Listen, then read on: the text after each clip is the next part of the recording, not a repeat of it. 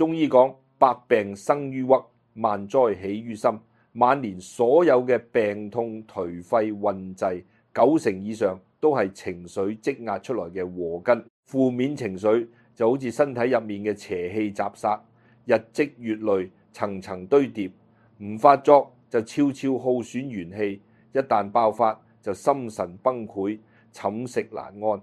呢就係長者最容易忽略，亦最難化解嘅晚年心魔。好多老友同我傾訴，話自己退休之後反而愈活愈攰，日日冇做粗重功夫，卻周身酸痛，精神透支。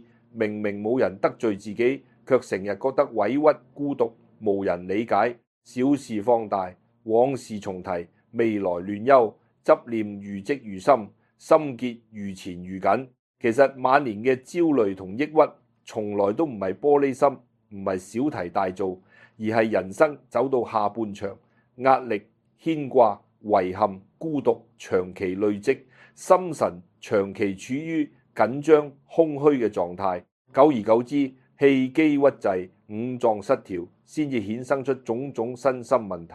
對付呢啲纏身嘅負面情緒，唔可以逃避，唔可以硬捱，更加唔可以放任自流，必須好似古時大將出征一樣，過7關斬9將，層層破殺，步步定心，先可以掃除心中陰霾，重拾平靜心境，安穩度過晚年。今日我就用最貼地、最淺白、長者最聽得明嘅街坊真實故事，同大家講透晚年焦慮抑鬱嘅真相，拆解困住長者嘅7大情緒難關、9大負面心念，再教大家點樣日日練正念，點樣簡單靜坐養心，唔使睇醫生，唔使食特效藥，唔使花大錢，慢慢掃除內耗，安定心神，暢通氣血，真正做到心寬體健，晚年無憂。所有方法都係老祖宗流傳落嚟嘅養心智慧，配合幾十年實證嘅居家修心技巧，唔深奧唔複雜，日日做時時練，人人都可以擺脫情緒折磨，活得輕鬆自在。我舊時認識一位72歲嘅李伯，年輕時做地盤做雜工，一世辛勞，從不偷懶，捱到退休，積蓄穩定，子女成才，成家立業，在外人眼中絕對係有福之人，安穩晚年。但冇人知道，李伯退休之後，足足被困喺情緒陰霾入面3年幾。未退休之前，日日有工開，有嘢做，有目標，生活充實，心念單純。一退休，突然之間無事可做，無人需要，無目標可追，成個人即刻空虛落嚟。日間坐喺屋企對住4堵白牆，唔知可以做咩。夜晚瞓唔着，腦海入面不斷翻出年輕時嘅遺憾、過往嘅得失、子女嘅瑣事、將來嘅擔憂。慢慢嘅，李伯開始變得焦慮敏感，多疑多慮。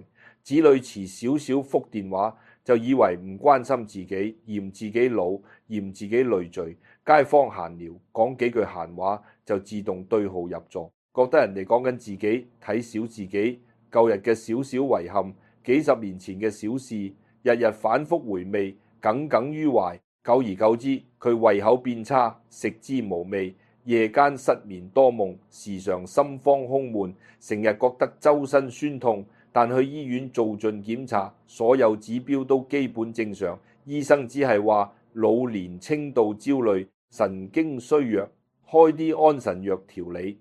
藥食咗幾個月，治標不治本，瞓得一陣又醒，心情稍好又鬱，情緒反反覆覆，反而愈來愈依賴藥物，心神越發空虛脆弱。短短3年，原本硬朗精神、樂觀開朗嘅李伯變得沉默寡言，面容憔悴，氣息灰暗，唔中意出街，唔願意同人傾偈，日日獨坐發呆，成個人好似老咗10幾年。後來佢太太拉佢過嚟同我傾偈，話最驚嘅唔係佢身體痛、瞓得少，而係佢成個人冇晒生氣，對萬事萬物都冇興趣，成日講做人冇意思，不如早啲唞。我一見就知，李伯根本唔係身體有病，而係心被困、氣被鬱、神被擾。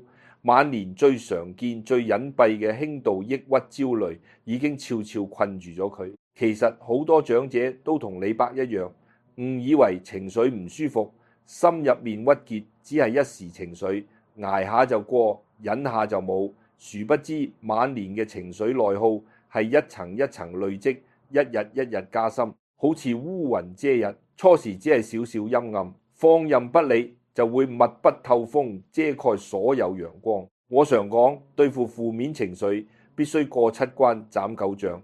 所謂7關就係困住長者晚年心境嘅7大心魔關口，9將就係日日啃食元氣、製造內耗嘅9種負面心念。你過唔到呢7關，斬唔低呢9將，無論食幾多補品、做幾多運動、住幾好環境，都注定心不得安、氣不得順、身不得健。首先同大家拆解晚年情緒嘅第一道關，叫做空虛關。好多長者一生都為家人、為生活、為子女而活。年輕時有責任、有牽掛、有忙碌，生活填得滿滿當當，從冇時間胡思亂想。一旦退休，子女獨立，孫仔長大，忽然之間責任卸下，生活空落，瞬間失去活落嘅意義。呢種空虛並唔係無聊，而係心底深處嘅無價值感、無歸屬感。好多長者日日嘆氣，懶散頹廢，對萬事無欲無求，就係過唔到呢度空虛關。空虛最容易滋生雜念，滋生憂鬱。人一旦心空，負面情緒就會乘虛而入，填滿你個心口，慢慢拖垮心神。第二道關係執念關。長者年紀愈大，愈中意回望過往，執着舊事，幾十年前嘅得失、恩怨、遺憾、委屈，明明已經過去，早已無關緊要，卻日日拎出嚟回味、糾結、自憐。有人執着年輕時嘅虧損，有人執着待人嘅不公，有人執着子女嘅不順，有人執着自己嘅辛苦，執念不放下，往事就會日日折磨自己。而你講執則生鬱，鬱則生疾，所有放不下嘅舊事，都係困住你晚年嘅無形牢籠。你唔放手，心魔就永遠唔會走。第三道關係憂慮關。好多長者一生謹慎，習慣憂心，細憂柴米油鹽，大憂子女前程，遠憂自身健康，未憂晚年結局。日日活喺擔驚受怕之中。子女工作忙就憂佢哋辛苦挨累，子女少聯繫就憂自己被嫌棄，身體少少唔舒服就驚係絕症大病，生活少少變動就驚運勢轉差。憂慮係最傷心神嘅情緒，日日心猿一線，不得安穩，氣機長期緊張，五臟六腑長期受壓，自然失眠心慌，氣血不暢，百病叢生。第四道關係孤獨關。晚年最大嘅隱憂從來都係孤獨。人老之後，老友逐漸離去，同輩愈來愈少，子女各自忙碌，身邊陪伴寥寥無幾。好多長者日日獨居、獨食、獨坐、獨眠，滿屋寂靜，滿心空涼。孤獨最易生悲，最易生怨，最易生陰鬱之氣。長期孤獨嘅長者，心境偏冷，氣場偏沉，最容易陷入自我否定，情緒低落，慢慢走向抑鬱內耗。第五道關係比較關。好多長者晚年唔開心，全部來自比較。見人哋子女孝順，自己子女忙碌，就心生落差；見人哋退休金高，生活富足，就心生羨慕；見人哋身體硬朗，日日出遊，就心生自卑。日日同人比，事事同人較，越比越心淡，越比越委屈，越比越不甘。心念長期失衡，情緒自然反覆崩潰。殊不知人各有命，福各有分。晚年最忌攀比，一比就輸，一較就苦。第六道關係無助關。隨住年歲增長，手腳唔再靈活，記憶慢慢衰退，身體機能逐年下降。好多從前輕鬆做到嘅事，而家無能為力。呢種無力感、無助感會令長者心生自卑、自我否定，覺得自己無用，成為負累，慢慢封閉自己，拒絕社交，遠離人群。最後陷入自我困擾嘅情緒死循環。第七道關係怕死關。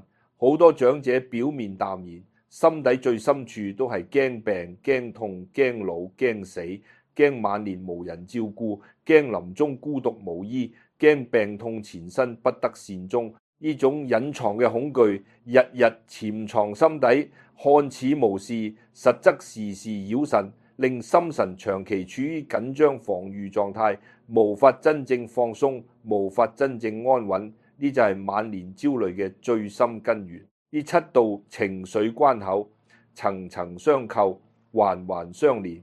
空虛生執念，執念生憂慮，憂慮生孤獨，孤獨生比較，比較生無助，無助生恐懼，最後徹底困住心神，耗盡元氣。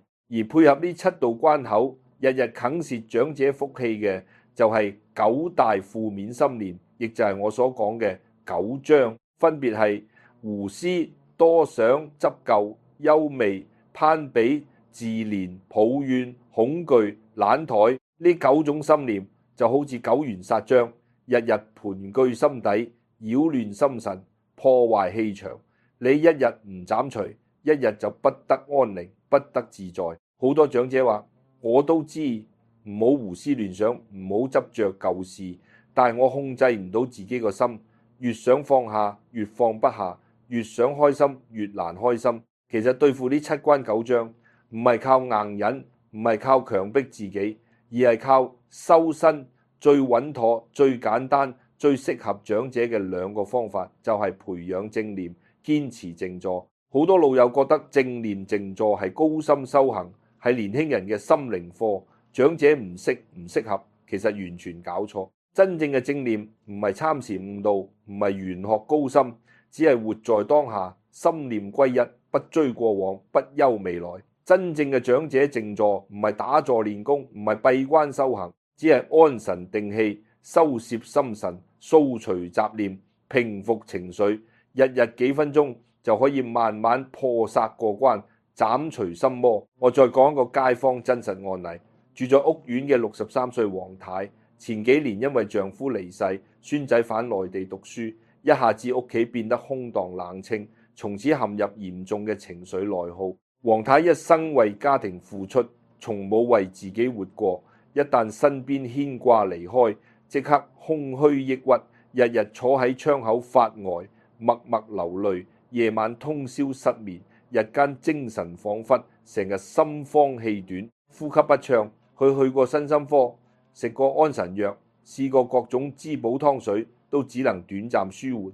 過幾日又故態復萌，情緒反反覆覆。後來聽我建議，唔使再亂食藥，唔使再亂補身。每日抽15分鐘練正念，20分鐘簡單靜坐，堅持調理心境。起初黃太完全靜唔落來，一閉眼就滿腦子往事，擔憂、委屈、雜念紛飛，心亂如麻。坐唔夠5分鐘就心煩氣躁，想放棄。我同佢講，晚年修心唔求速成，唔求速效，正念靜坐從來都係慢工出細活。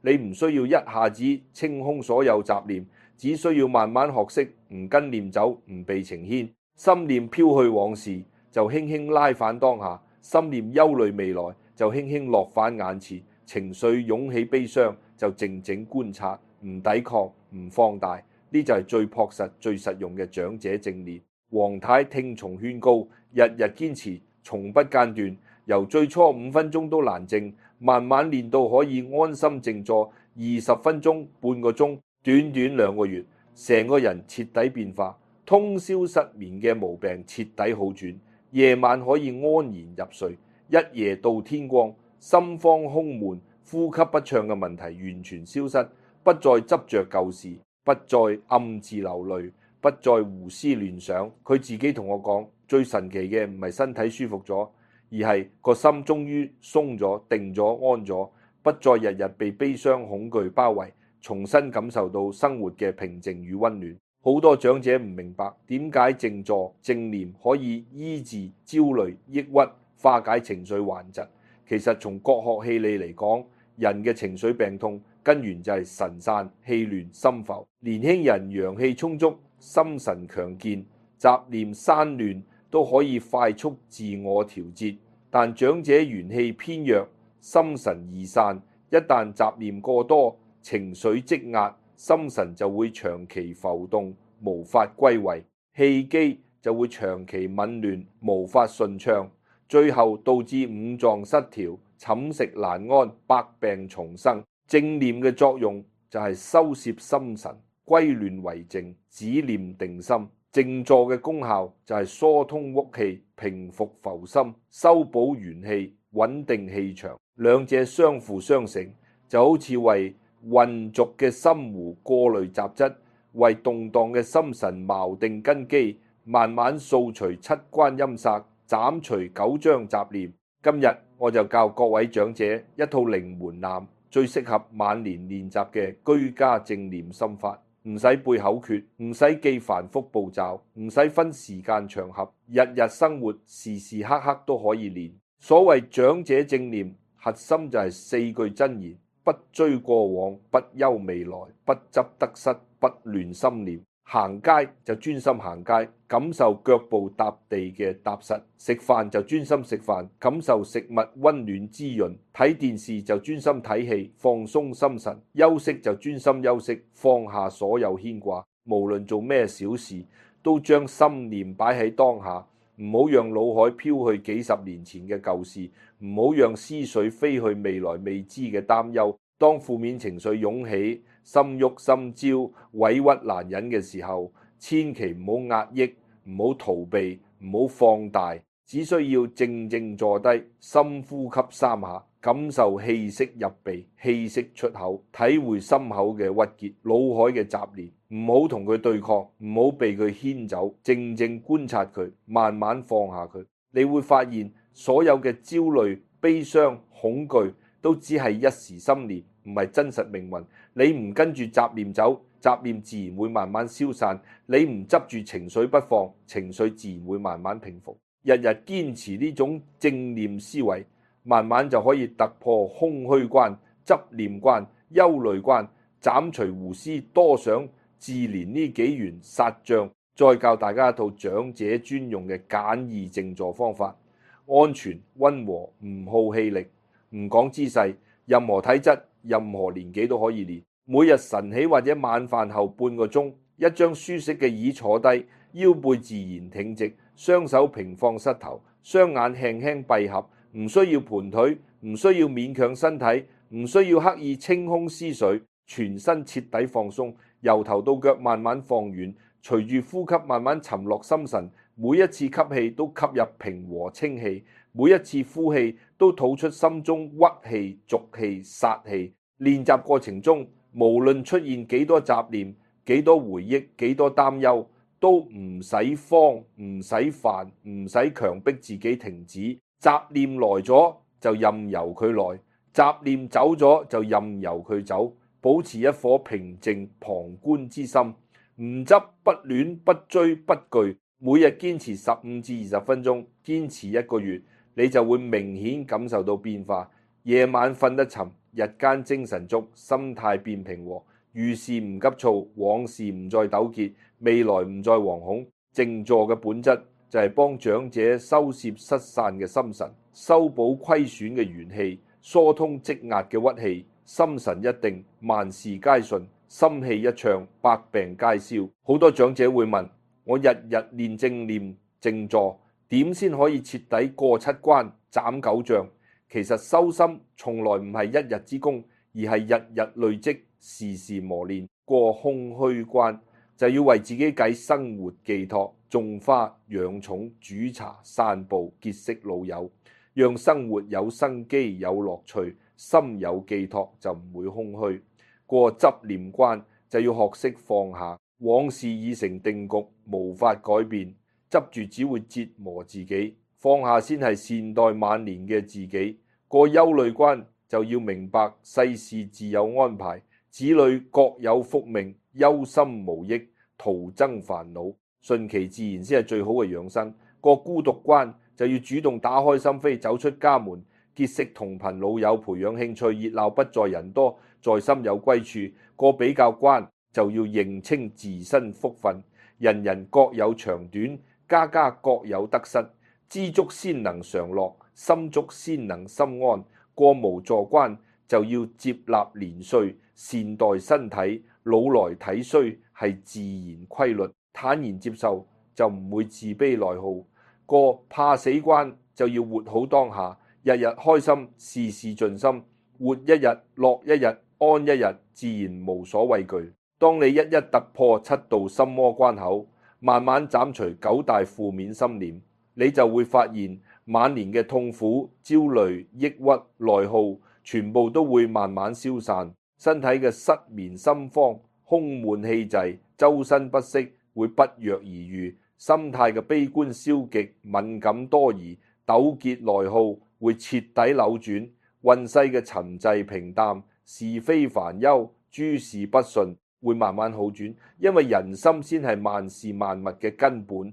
心定則氣定，氣順則運順，心安則身安。我行走坊間數十年，見盡無數長者嘅晚年際遇，最深嘅體悟就係晚年嘅福氣從來唔係財富幾多、子女幾孝、身體幾硬朗，而係心境幾平靜、心念幾單純、情緒幾穩定。人老之後，拼嘅唔係物質，唔係名利，唔係成就，拼嘅係心態，拼嘅係養心，拼嘅係安穩。好多長者辛苦一世，晚年卻輸俾自己嘅情緒，輸俾自己嘅執念，輸俾自己嘅內耗，實在太過可惜。今日同各位老友長者講透呢個晚年養生真相，就希望大家可以徹底醒悟，身體嘅病痛可以醫，物質嘅匱乏可以補，運勢嘅平淡可以等，唯有心中嘅鬱結、心魔、內耗，